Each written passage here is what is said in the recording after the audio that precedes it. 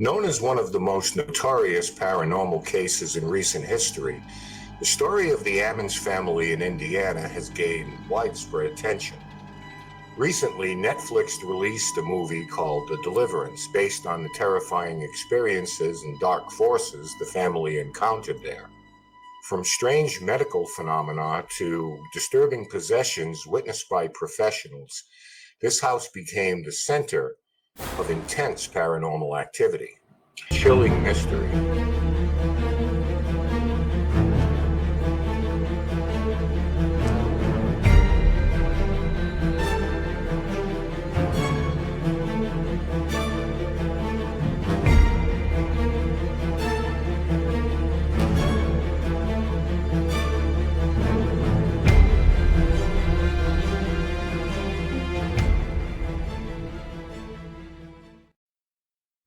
When LaToya Ammons moved into the modest rental home at 3860 Carolina Street in Gary, Indiana, it was late in November of 2011.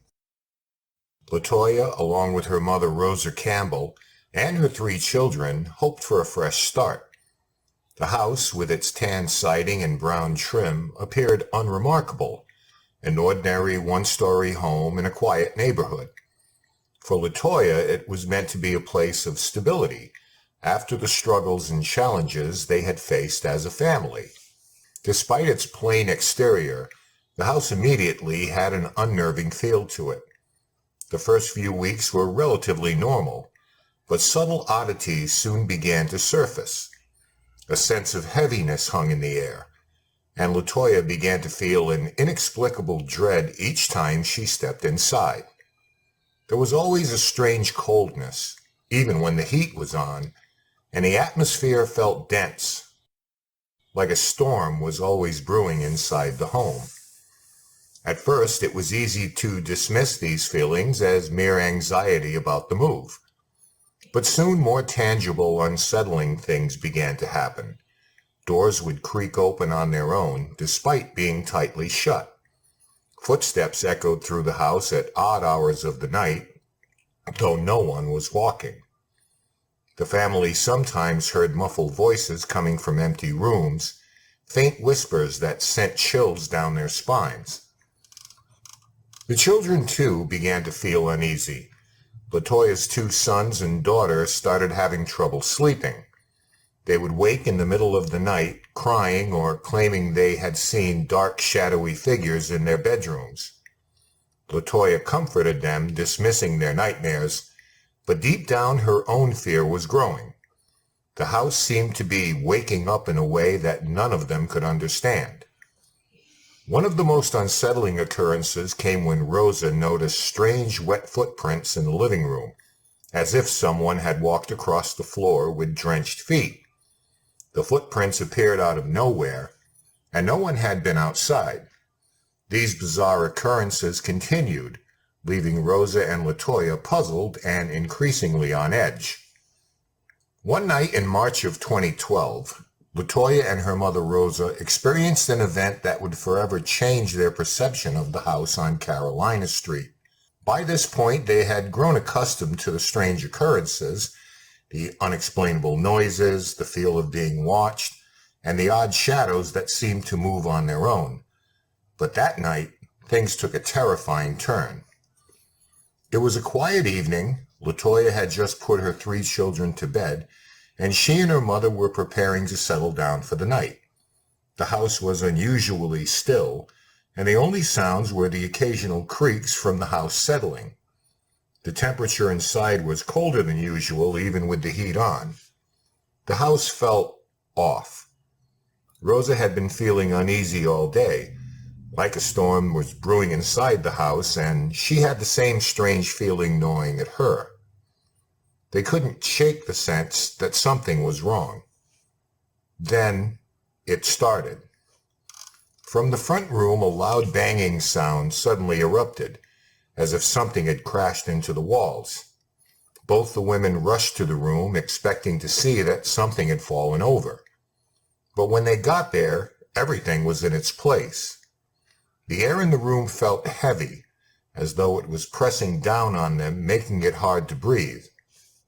Suddenly they heard it again, a knocking sound, rhythmic and deliberate, coming from the walls themselves. It echoed through the house, but when they listened closely, they couldn't pinpoint exactly where it was coming from. The sound seemed to move, bouncing from one part of the house to another, always just out of reach. Latoya and Rosa stood frozen, listening, trying to make sense of the noise. Then the knocking became more erratic, faster and louder, as if something was trying to break through the walls. Rosa, visibly shaken, tried to rationalize it. "Maybe it's the pipe," she whispered. But she knew that explanation didn't make sense. The sound abruptly stopped. The silence that followed was unnerving. But it wasn't over. The house seemed to respond to their fear. Latoya glanced toward the hallway leading to the bedrooms where her children were sleeping. In the dim light, she saw a shadow dart across the hallway, a dark, human-like shape that moved unnaturally fast. Her heart raced as she asked Rosa if she had seen it too. But before Rosa could respond, they both heard footsteps, slow, deliberate footsteps, coming from the children's bedroom.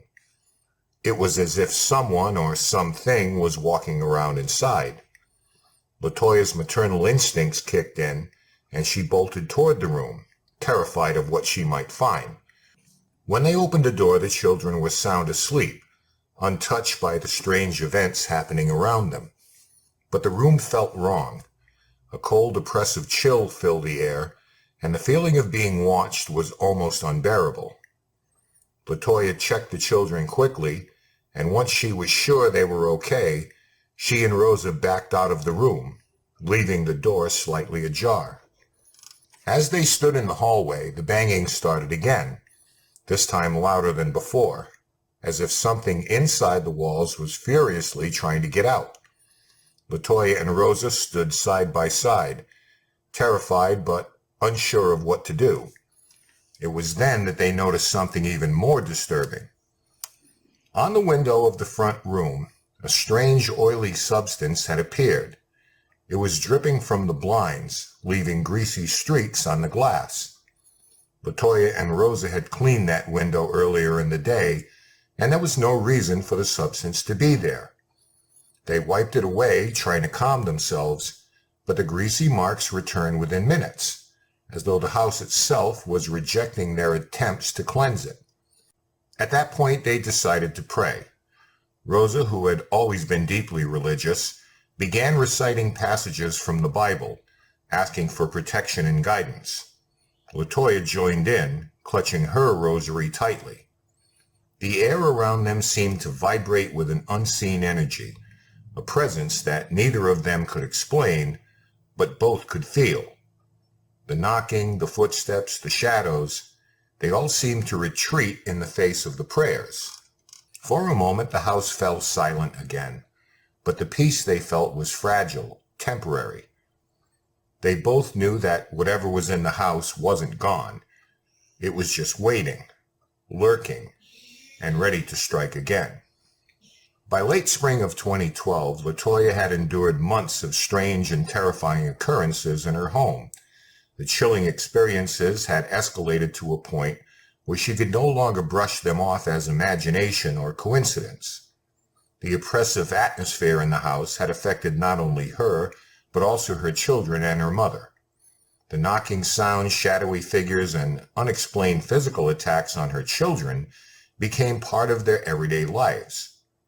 Latoya knew she needed help, but she had no idea who would believe her story.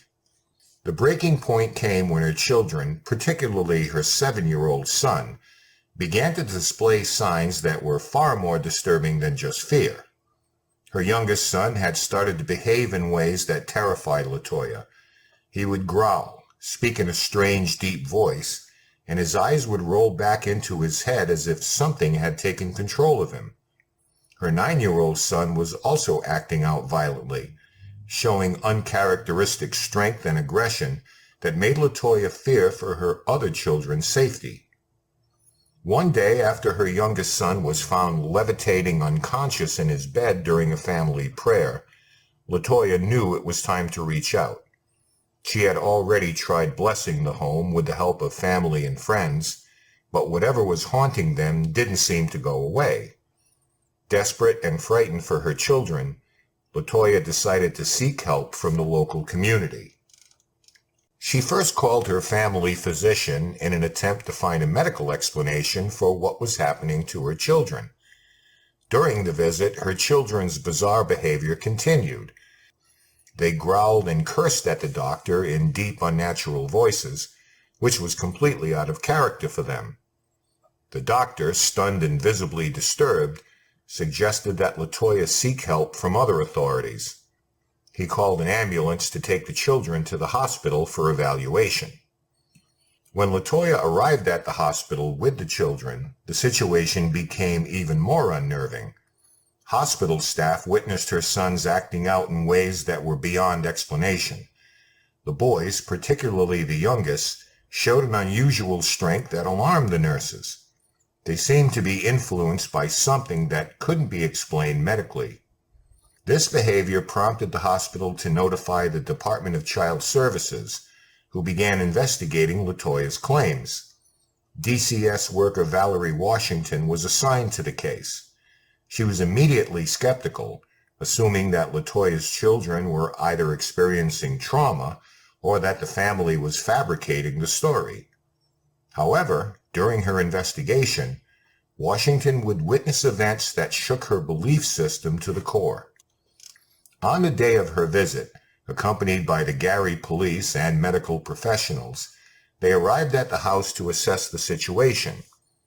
They walked into a home that was cold and unsettling, with an eerie stillness hanging in the air. Washington began questioning LaToya about her experiences, still doubtful of the supernatural claims, while the police officers inspected the home. As they were speaking, the youngest boy, the same one who had been levitating in his bed just days earlier, began acting strangely again. His eyes rolled back into his head and he started to growl. Then, in front of everyone, the boy did something that no one in the room could explain. With his grandmother holding his hand, the boy walked backward up the wall, defying gravity, and flipped over her shoulder before landing softly on his feet. He completed the motion with a calm expression, as though nothing unusual had happened. Shocked, Valerie Washington and the hospital staff who were present rushed out of the room in disbelief. The police officers who had been investigating the home were left speechless. Washington, who had been trained to deal with various forms of child abuse and neglect, was so disturbed by what she had seen that she included it in her official report. According to her account, there was no logical explanation for what the boy had done. This incident was the turning point for Washington, and she began to believe that something beyond the physical realm was tormenting the family. The experiences of the police officers who investigated the home were some of the most chilling aspects of the case. Several officers were involved over the course of the investigation, and many were left deeply disturbed by what they encountered. These men, trained to deal with real-world dangers, found themselves facing something they couldn't explain or understand. Their encounters added a layer of credibility to the strange events, as they were not connected to the family and had no reason to fabricate what they witnessed. When they arrived at the house with Valerie, they did so under the impression that they were dealing with either child abuse or a neglect case. However, as soon as they entered the home, it became clear that this was not an ordinary investigation. The house had a strange, cold atmosphere, and officers reported feeling an intense unease, as though something was watching them. This wasn't just a simple bad feeling. Many of them felt a palpable sense of dread. Light bulbs in the home would flicker or burn out suddenly, even though they had been working fine moments before. One officer reported that his police radio started malfunctioning while inside the house, giving off static and strange noises that stopped as soon as he stepped outside. Another officer claimed he saw a shadowy figure move across a room, but couldn't find any source for it, while other officers saw what they described as quick-moving shadows darting around the house out of the corners of their eyes. In one of the more bizarre incidents, officers found a set of wet footprints on the floor that appeared out of nowhere. This was particularly strange because there was no moisture on the floor prior, and no one had been walking around barefoot. The basement was unfinished with exposed concrete and dirt beneath the stairs. In one corner they noticed a strange liquid substance on the ground that no one could explain. The area had an odd musty smell that didn't match the rest of the house. While in the basement, officers also found a strange altar-like setup, a small portion of the dirt floor that appeared to have been dug up and replaced, with various items arranged around it. Father Michael Maginot, who accompanied the officers on one of their visits, suggested that the site could have been used for some form of occult ritual, but no one could be sure. At one point, while in the basement, officers attempted to take photographs of the area. However, many of the photos came out blurry or distorted, and some cameras experienced inexplicable malfunctions. One officer claimed that his camera, which was working perfectly fine moments earlier, would not take pictures in certain parts of the house, especially near the basement. One officer, who had years of experience on the force, was so unnerved by the atmosphere in the home that he refused to return to the house after his initial visit. He later admitted that what he saw and felt inside the Ammons house was unlike anything he had ever experienced in his career. With no clear answers from the medical and social services, LaToya had turned to the church. She had visited several of them asking for help, most of them dismissing her story, either suggesting psychological evaluations for her children or simply just not believing her. However, one church directed her to Father Michael Maginot, who was a priest at St. Stephen Martyr Church in nearby Merrillville, Indiana. Father Maginot listened carefully to LaToya's story, taking detailed notes about the strange occurrences in her home. He had heard stories of demonic possession before, but had never encountered anything like this in his community. He agreed to visit the house and see if he could help. When Father Maginot arrived at the home, he immediately sensed that something was wrong. He noticed the same chilling atmosphere that others had described and began to experience unexplained events himself. One particularly disturbing moment came when blinds began to swing violently on their own, despite no windows being open. He also noticed the unusual oily substances on the blinds and walls, which had no logical source. Convinced that the family was dealing with something sinister, Father Maginot sought permission from the bishop of the Diocese of Gary to conduct an exorcism. He had initially hoped a blessing might be enough to cleanse the home, but after witnessing the severity of the situation, he felt that a more powerful intervention was necessary. LaToya herself had become a key target of whatever dark forces were in the house. She was exhibiting signs of possession, violent outbursts, intense headaches, and overwhelming physical exhaustion. She reported feeling as though she was being strangled by invisible hands, and at times she would fall into trance-like states, speaking in deep, unnatural voices. Her children as well continued to show troubling signs of being oppressed by the entities. During one of the visits to the house, officers were present when LaToya appeared to fall into a possessed state. They watched as she convulsed, her voice changing into something deep and guttural. She would alternate between speaking in unintelligible languages and pleading for help in a voice that didn't sound like her own. At one point she growled at the officers, and her eyes rolled back into her head. The officers, trained in dealing with hostile situations, admitted feeling helpless in this moment. What they were witnessing went beyond anything they had encountered before.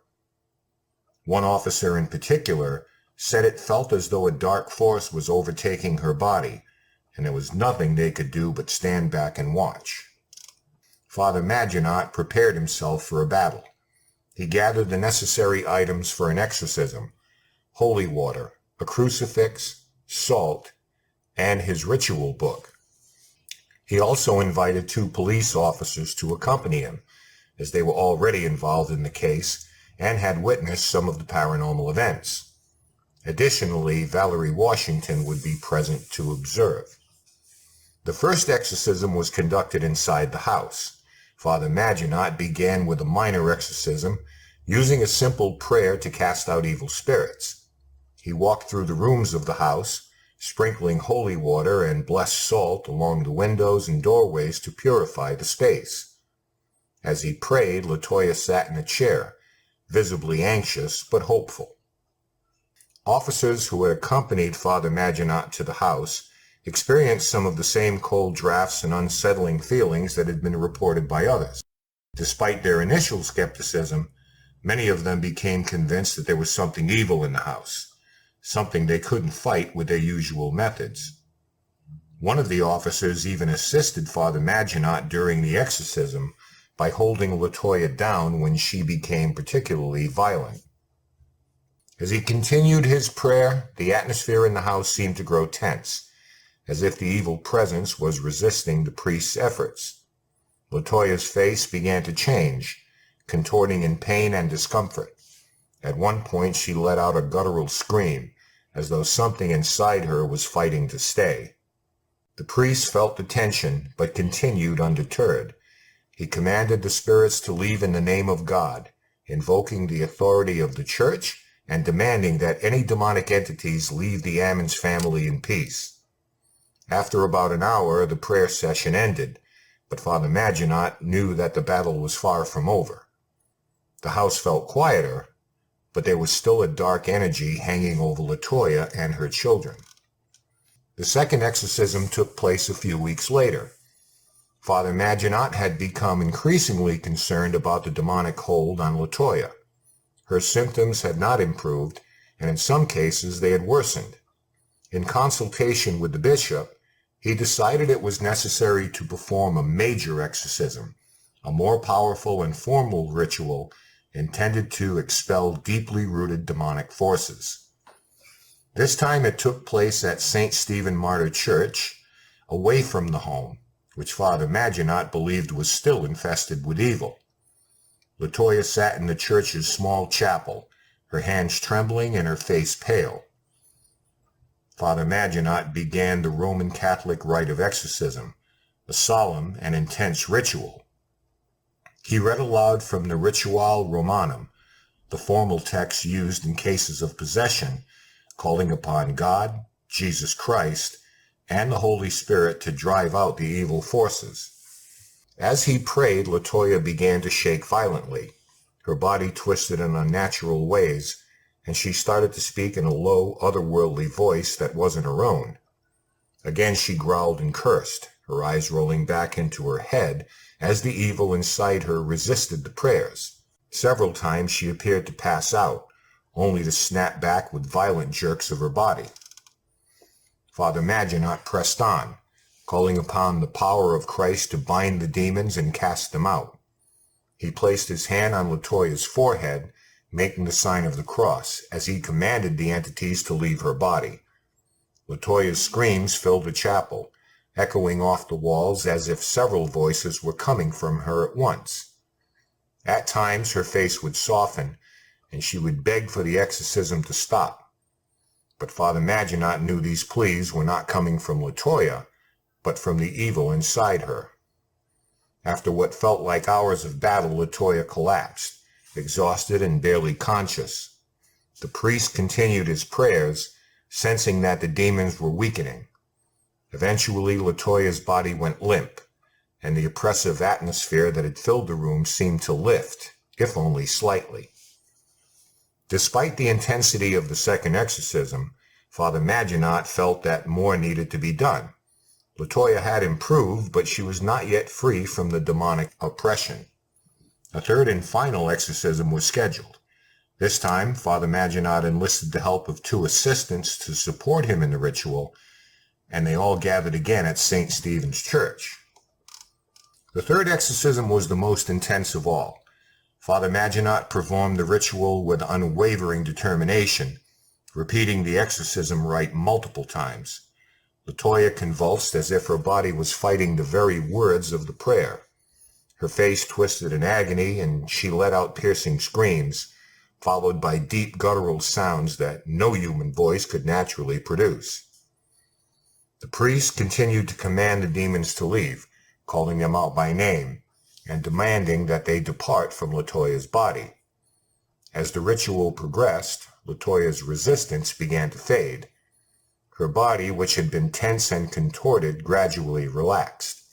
Her breathing became slower, and the unnatural growls subsided. The air in the chapel became lighter, as if the dark force that had lingered for so long was finally retreating. The father sensed that the battle had finally been won. He concluded the exorcism with a blessing, thanking God for the victory over the evil forces that had tormented LaToya and her family. Following the exorcisms, LaToya slowly began to recover. The violent outbursts, strange behaviors, and demonic voices subsided. Her children, too, seemed to improve. Although moving wasn't an easy option for LaToya, as her resources were limited, the family eventually moved out of the house on Carolina Street, seeking a fresh start away from the dark memories of their time there. While all of this was occurring, the story gained traction in Gary, Indiana, where local media outlets covered the disturbing reports emerging from the family's home. Journalists initially treated it as a case of child endangerment and possible psychological issues, focusing on the involvement of the DCS and the strange behavior of LaToya's children. As the case attracted more attention, larger media outlets began to take notice. In January of 2014, the Indianapolis Star published an in-depth article that would catapult the case into the national spotlight. The Star article quickly went viral, leading to a flurry of interest from national and international media. Major outlets such as USA Today, the Daily Mail, and the New York Daily News covered the case, focusing on the incredible testimonies from credible witnesses and the involvement of the Catholic Church in performing multiple exorcisms. Shows like Inside Edition, The Dr. Phil Show, and The Today Show featured segments on the haunting, interviewing key figures involved in the case. It also attracted the attention of the paranormal community, with popular ghost hunting and investigation shows expressing interest in exploring the home. In 2016, Zach Bagans, the star of the popular paranormal investigation show Ghost Adventures, purchased the house for $35,000 after becoming fascinated by the case. He claimed he wanted to investigate the property and document any lingering supernatural activity. Bagans filmed a documentary about the home called Demon House, which was released in 2018. During the filming, Bagans and several crew members experienced what they described as unsettling physical and psychological effects, which added to the lore of the house's dark history. After the documentary was completed, Bagans made the decision to demolish the house in 2016, citing concerns that it was too dangerous to leave standing. He believed that the evil inside the home could potentially harm anyone who entered, and he did not want it to become a paranormal attraction for thrill seekers. The demolition only added to the mystique of the case, with some speculating that the destruction of the home was an attempt to bury its dark secrets forever. The eyewitness accounts from professionals such as police officers, social workers, and hospital staff lent a sense of legitimacy to the claims, leading some to believe that the Ammons family had indeed been haunted by demonic forces. However, not everyone was convinced. Skeptics argued that the case could be explained by psychological factors, suggesting that the family may have been suffering from mass hysteria, or that LaToya Ammons herself might have influenced her children's behavior through suggestion or manipulation. Some pointed out that the house was located in a neighborhood with mold, poor insulation, and other environmental hazards, which could have contributed to the family's physical and mental health issues. They continue to argue that the reports of possession were either exaggerated or the result of a shared delusion. And so the Demon House of Indiana remains a chilling mystery. And while many doubt the supernatural explanation, the sheer volume of witness testimony and official reports suggests that something profoundly odd was going on in that modest home on Carolina Street. And whether it was a genuine haunting or a mass delusion, the house will forever be remembered as a place that terror and fear once called home.